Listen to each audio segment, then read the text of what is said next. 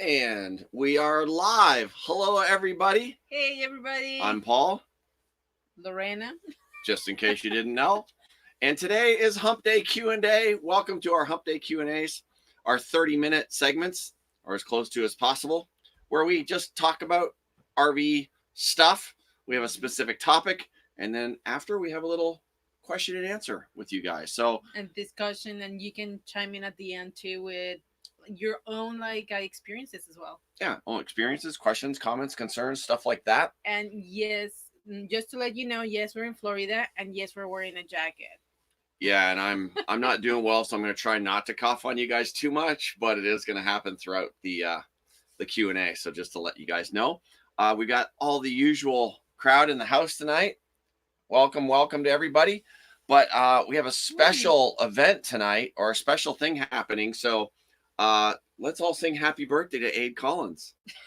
Happy birthday to you. Happy birthday to you. Happy birthday, dear Aid. Happy birthday to you. You beautiful dog. I don't know what that means, but happy birthday. Happy birthday. And okay, the live today is gonna be about planning. To plan or not to plan, because that's always a question with everybody. Should we or shouldn't we plan? And the good, bad, and the ugly of planning and not planning. Because there's good about both, to be honest. I was gonna say the answer to both of them is yes. It's like you sometimes have to plan, sometimes you don't have to plan. But let's talk about the pros cons of each of them. Poor guy. Okay, yeah, if you guys don't mind, I'm going to throw on my glasses here so I can see, and then I'm going to just kick back and relax a little bit while we go through this. Put this thing in my lap. Boy, I do look pregnant when I do that. Wow. Anyway, it's like planning. It's like as you guys, you're pulling the camera. The camera over? Oh, did I just knock the camera over? Yeah, I'm yanking the camera over. So I'll do that. As you guys know, we are not planners. It's like what? It's like breaking news. We are not. But here's the thing too. It's like we have gone in some areas, some places totally screwed because we have not planned enough or in advance.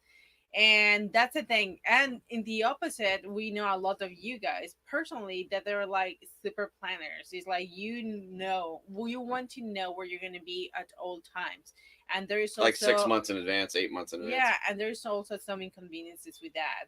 So let me get that for you. See what somebody's calling. It's just it's a crank call. So here, I just killed it. Oh, okay. Continue. So yeah, we are definitely not planners. But again, like Lori said, we know people that plan and plan and plan. And here's the bad thing about planning. If you're not flexible and something happens, you can be out a lot of money. You could have maybe, booked campgrounds way ahead of time and then can't get deposits back or something like that. If something happens, you get to a certain place, you've booked a week or you've booked 2 weeks there and it sucks. And you go, I want out of here. It's going to be harder to get out of that than if you had just showed up somewhere and then said, oh, this place is awesome. I want to stay a little bit longer and stay a little bit longer. So there's good and bad about that, both. The worst part, and it's something we're experiencing right now about not planning, in Florida in the wintertime, finding camping space is just almost impossible. I will say affordable camping space, because all the affordable camping spots are taken already. And even a lot of the free areas that you're allowed to go is not necessarily BLM, it's wildlife or water management. You need a permit to get in, and most of those permits are gone as well. So that's the downside of not planning. And the upside of you planners out there is like right now we have talked to some of you guys and you have full schedule already in Florida where you're going to stay. So you have no problem with that. So that's the downside of planning. But also planning is like if you have a hiccup on the road and you actually broke down somewhere and you cannot make your future reservations, is like that's also a big deal, because some of these hiccups, like the one we have in Las Vegas, that put us a month behind. So if you actually had everything already planned for a month in advance, it's like you lost a lot of reservations, you probably lost deposits, and it's gonna be hard to catch to your itinerary you already have.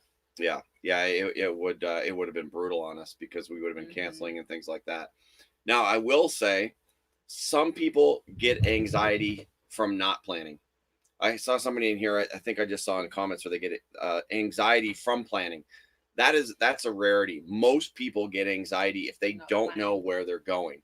And one of the things that we really wanted to we were trying to figure out what to call this whole session tonight, and to plan or not to plan. I wanted to really call it something about being flexible, because I think even if you plan a lot but you still leave some flexibility in there, then you're going to make your life a whole lot easier. And I think that's not just in RVing, I think life in general. Of course, I guess if I had a life plan, I would have been more than a 55-year-old YouTuber at this point.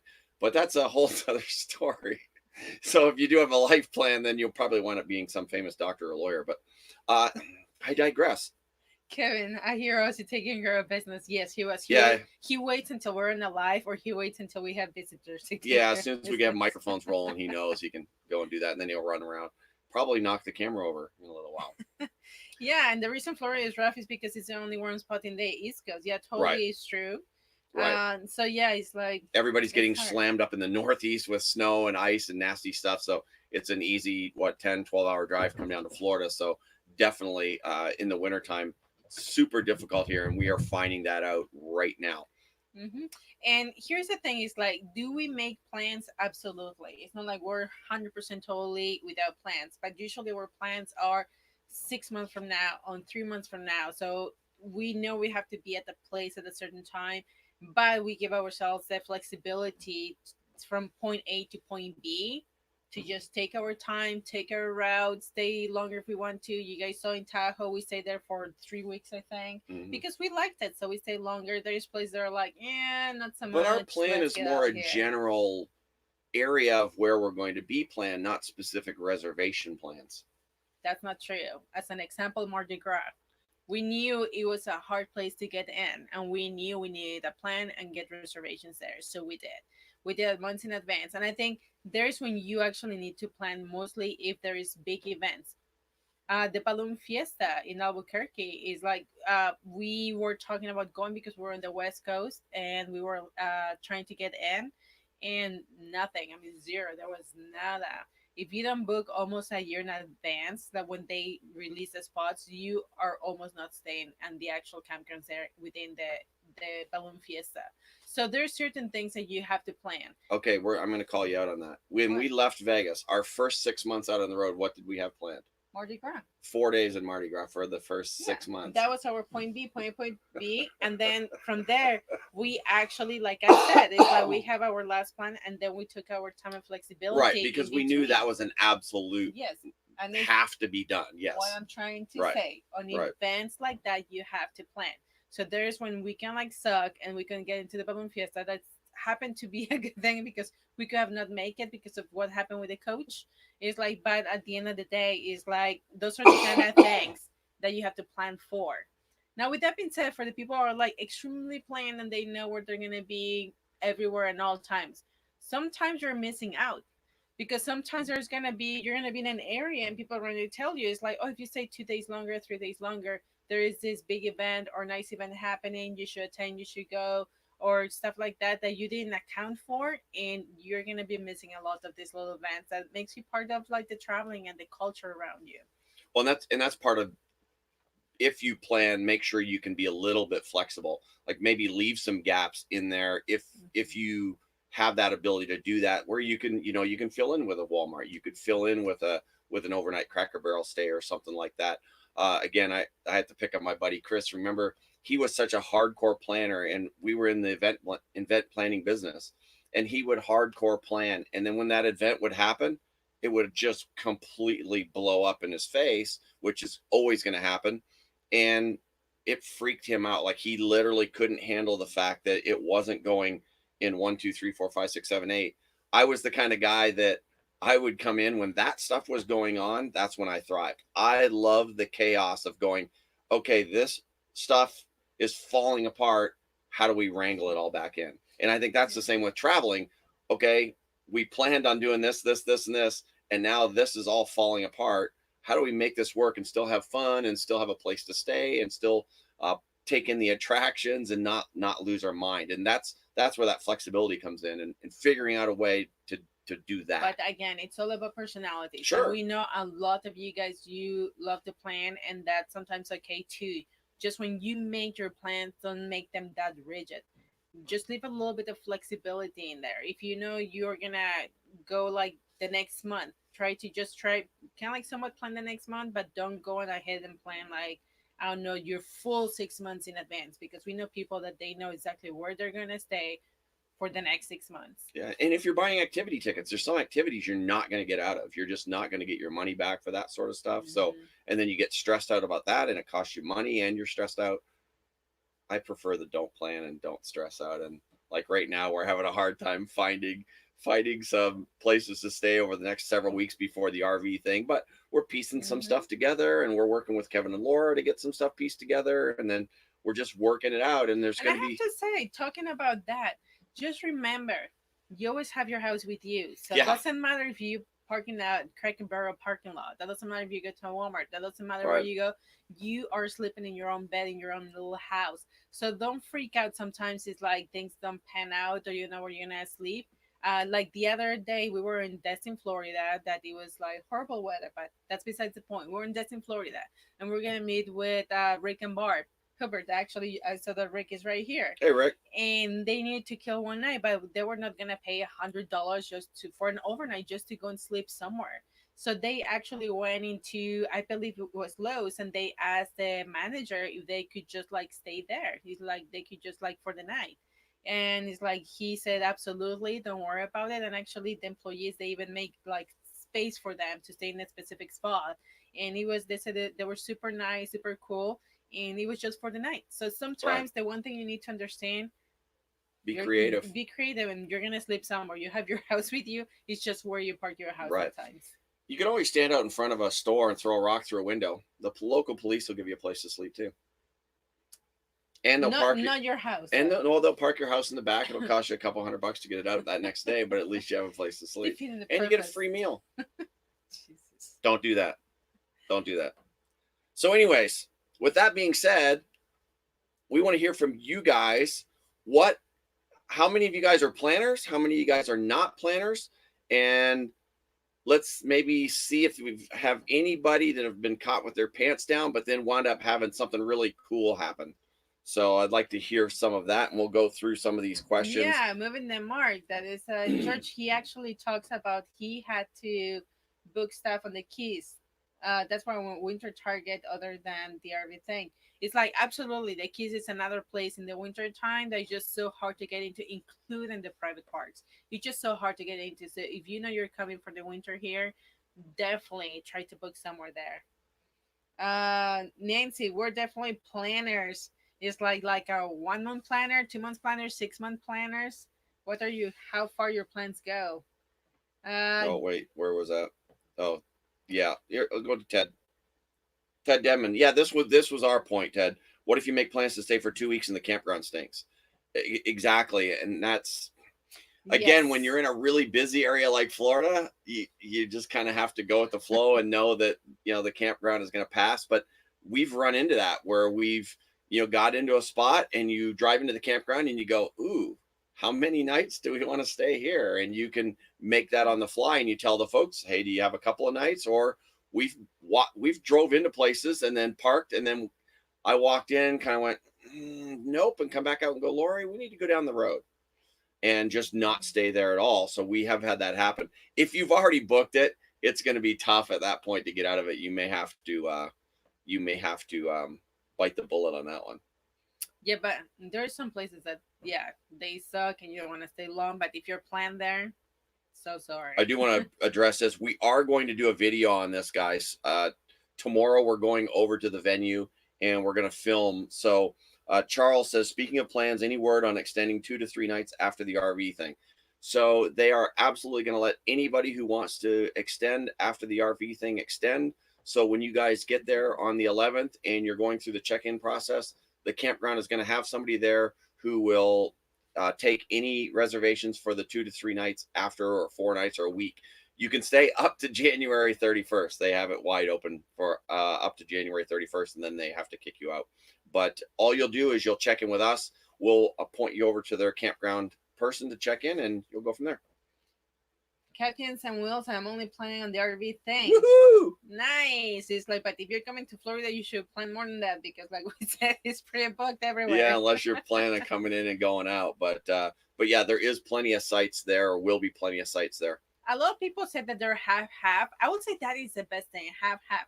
It's like a little bit, for example, right now, a little bit, you will go to the Florida Keys, but then you have flexibility going up or going down there. So that would be cool. But even up here that we're not even close to the Keys, is still everything is full.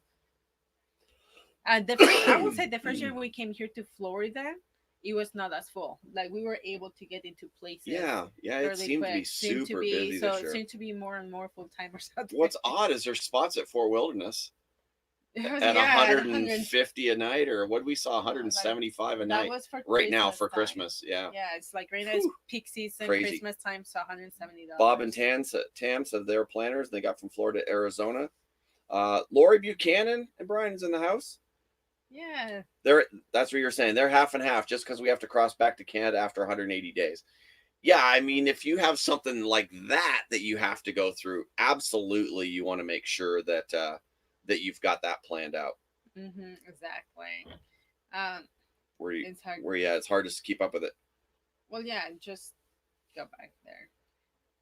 But yes, it's like, so that's the whole thing about planning is like, it's a big deal. The other place that is kind of a little bit busy on the summertime is actually part of New England, like more like the Massachusetts area, the Cape Cod area. There's another place we found out that it was very hard to get into. So if you're going to go into that area, make sure you plan ahead and you book.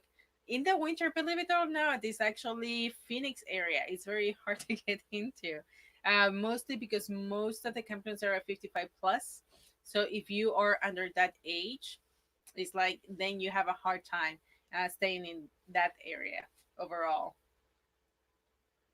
Okay. Nancy Patrick, I'm gonna call her out because she says if they didn't plan, they'd be too stressful here in Florida this December and January. See, we just don't get stressed. Not about that sort of stuff. There's all kinds of other stuff to be stressed about. That's not one of them. But we totally get it because we know a lot of people that if they don't plan that this far out, like we said, it's going to stress you out. And I get that. It's all about personalities. For us, it's like we're piecing things together and we're going to stay. We know we're going to stay in places at this point. Yeah, we find fun in it. It's like a challenge to something like that. We just find it like fun. We can't stay. We tried to stay in Orlando TT and everything's booked. Like there is nothing available. Right. We only found like 4 nights. And we're about to cancel that because we're not gonna be in the area anyway at that point. But it's like it's just full.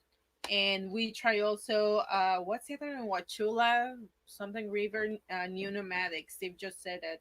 And it's like he says there is spots open. Well, it show online everything is full and booked. That's the other thing about TT and trying to be planned. At least we don't have the full membership that they give you like months in advance. I can remember how many nights we only have 60 days in advance. We only have 60 days. So by the time the 60-day hit, it's like things are already booked by Nancy and Barry have already booked everything up and we can't get in. So that's a problem. But sometimes you see spots available, like a lot of spots available, is because not all the spots are for members. Weirdly enough, they send the membership for them telling you you're going to stay in their campgrounds, but they don't fill all the spots with members. They actually leave spots open for retail. That I don't think that's fair, but it's like it's what TT does. Anything else? Charles, what's that say? I'm sorry, guys. I'm trying not to, but I should have some more tea. We got really lucky with going out with the Balloon Fiesta Festival. Got reservations 9 minutes into the reservation time. They sold out in 10 minutes later. Absolutely. Yeah. See, so that's why we're gonna have a hard time. That's what we're talking about. Unless, guys, the other way to get in, just a piece of advice, is volunteering. Actually, Nancy volunteered and Barry too this last time, and I know Ed and Lorena, they have volunteered, and that's a great way to actually stay around there and do something. So that's pretty cool. I'm just so happy I didn't commit to something like that because with the our RV hiccup that happened, we could have not attended. Right. Here's something really interesting. That kind of is a little bit of an annoying spot for me. So Richard Hubert says, Rick says, one thing about staying in Florida in the winter, keep trying. There are always people coming and going. Just keep trying and can often catch last second openings because people plan way too friggin' far ahead of time and then can't make the reservations and then we can't get in. Okay, Seinfeld. So that's what happens. Seinfeld, yeah. It? So that's what happens. Yeah, we found that out a lot here is that you keep trying and trying and trying, and then all of a sudden you can get in. We find that a lot everywhere we go, especially Thousand Trails, because people can book it willy-nilly way in advance and don't care because if they don't make it, it doesn't cost them anything at all.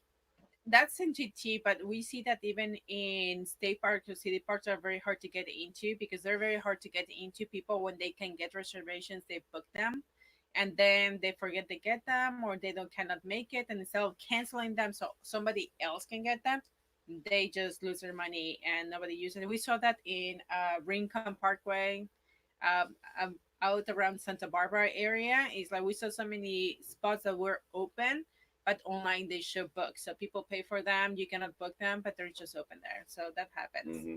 Nancy, that's a good thing. Nancy and Barry this year did some volunteering at the Balloon Fiesta, and she said, here, volunteer at Albuquerque, get a camp spot for free or at least a reduced price and go in there. And Lori, I think you had mentioned that you can go in as a volunteer. So yeah, they did that this year. Did you guys have a good time? If you guys could drop it in there, and if there was good or bad, maybe drop it in so people could see that. Lori Lust, yeah, I've gotten in on cancellations numerous times. We found that so many times at Thousand Trails that if you call last minute, they always have something available, or seem to at least. We're gonna test that here in Florida, I think. Are we? We might have to at some point. We can test it already. Yeah, we might have to go sleep with the alligators. The alligators with the manatees. Kevin, is that true? Florida state parks also keep one spot for first come, first server. Well, then, so if I beat you there, that's all I have to do to get a spot? Yeah, he drives faster than I am. That's not going to happen. Olympian Day. George says, TT, call the ranger at the TT. Sometimes they can get you in when you can't at the website. Yeah, totally absolutely. That's the thing. We have had better luck with the rangers. Somebody just told us, I think it was Rick Hubbard, that says it's like they have more power than you think, the actual ranger in the book. Right. So if you can call them and more, if they can see you, they totally probably can help you out to extend or to book something. Sometimes it's just like hard to find that phone number because we noticed we have called a few of them around the country and doesn't go to the actual ranger. It takes you somewhere else, the phone number. So we need to just be trying to search for that number. Right. Sometimes it's a little tough to get a hold of them. Harvest Host. Yeah. Again, Harvest Host is great for filling in between. Unfortunately, here in Southern Florida, there's very, very few. They've got a winery, I think, up on the northeast side of Orlando. And then there's like a goat farm down here. And then I think there's another winery or another goat farm for some reason up northern Orlando, but very, very little down in Southern Florida. So. Richard Herbert says he did not work last week at the Henderson State Park in Destin. The fact that he was the first time visitor, but I think that's because the person in front of you actually took the spot, so you were not able to get that specific spot. But yeah, just keep calling people. Just like if you're a last minute like we are, just keep calling somebody. Just Anita said on the top, it's like the only she was last winter here in Florida. The only thing she had booked was 4 days in the Key, so she could go to Dry Tortugas, and that's it. It's like, and that's what we did actually the very first year we came here. We really didn't have any reservations. We came in and we start calling and we start like going online and trying to research and going to places. And like we said, we found a lot more than actually this year. This year seems to be more busy, seems to be packed.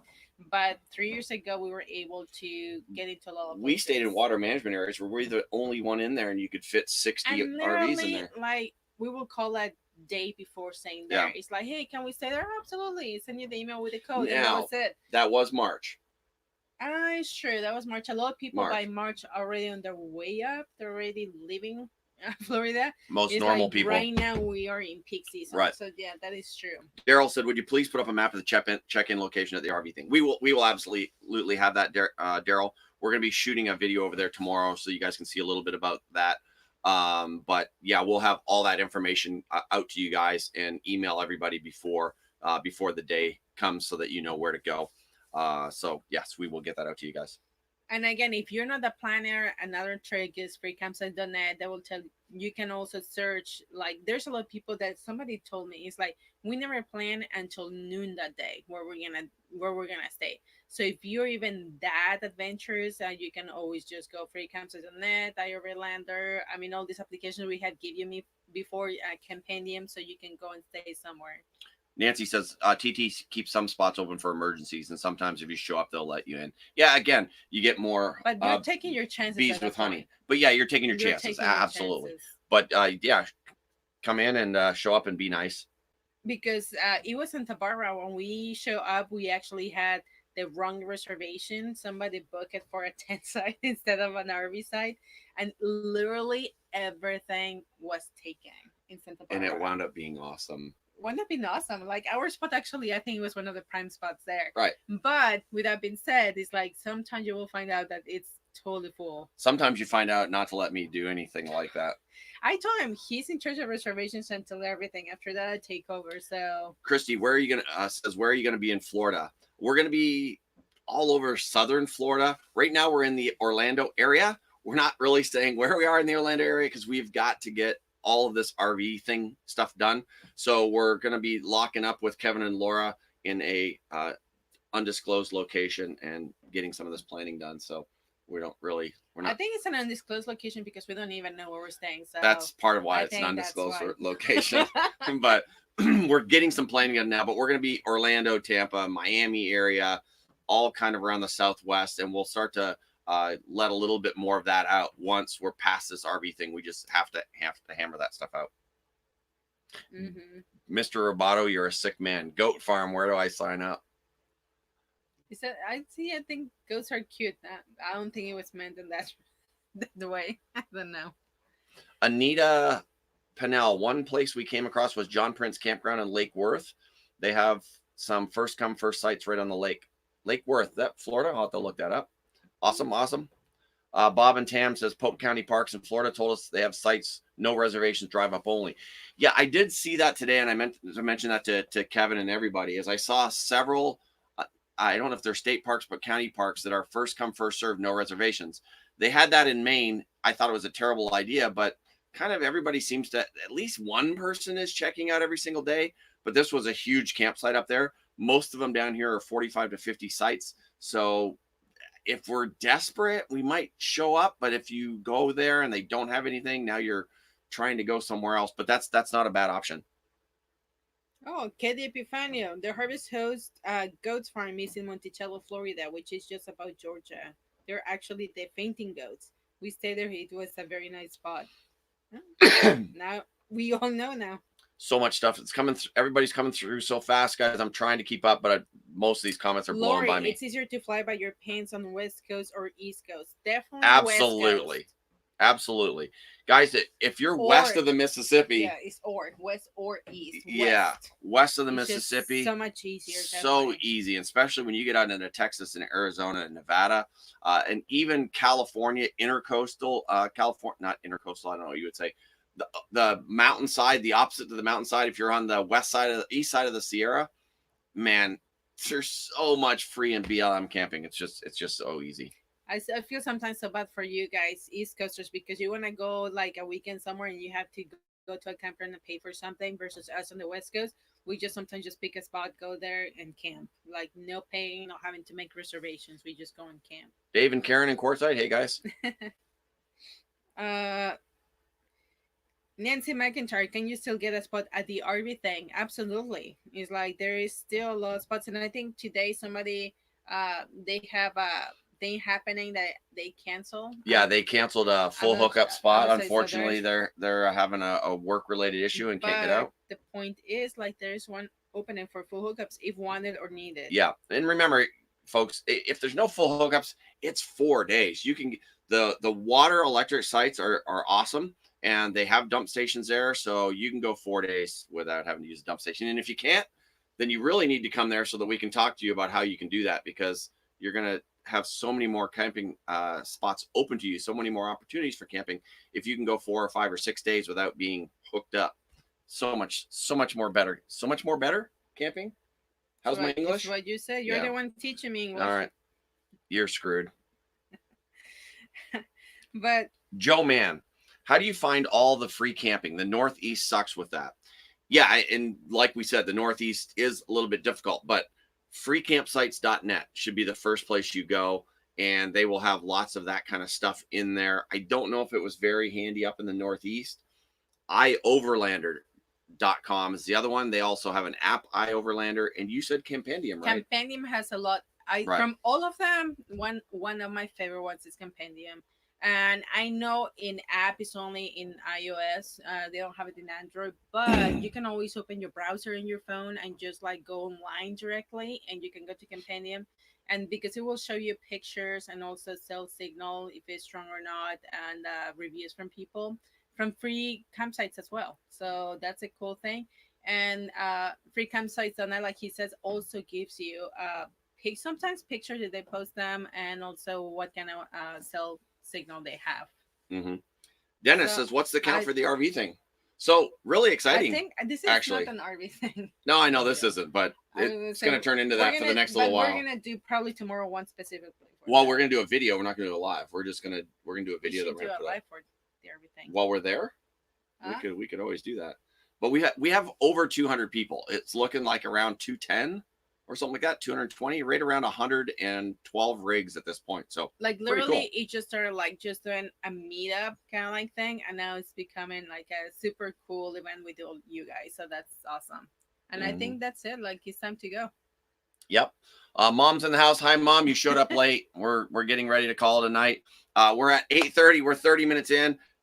Once again, guys, thank you for participating. This is again awesome because this is about us learning from you as much as it is the other way around, and learning from each other.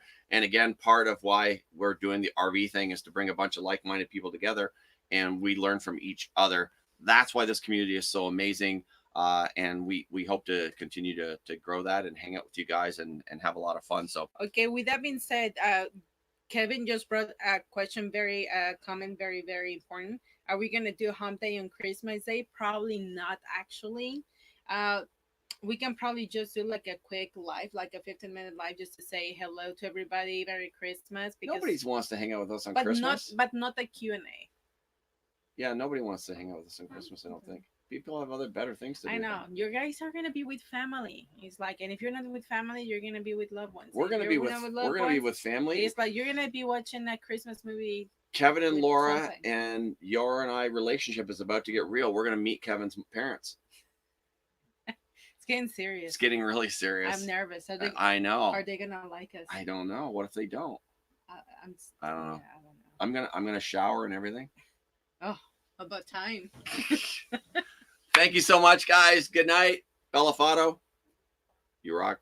Kevin, George. I can't mention everyone. I don't know why I do that because then I miss people. Kelly, Nancy, Patrick, Rick and Barb, and everybody. You guys all rock.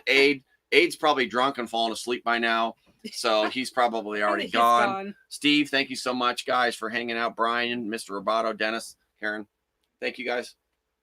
We're out of here, and we'll see you next Wednesday.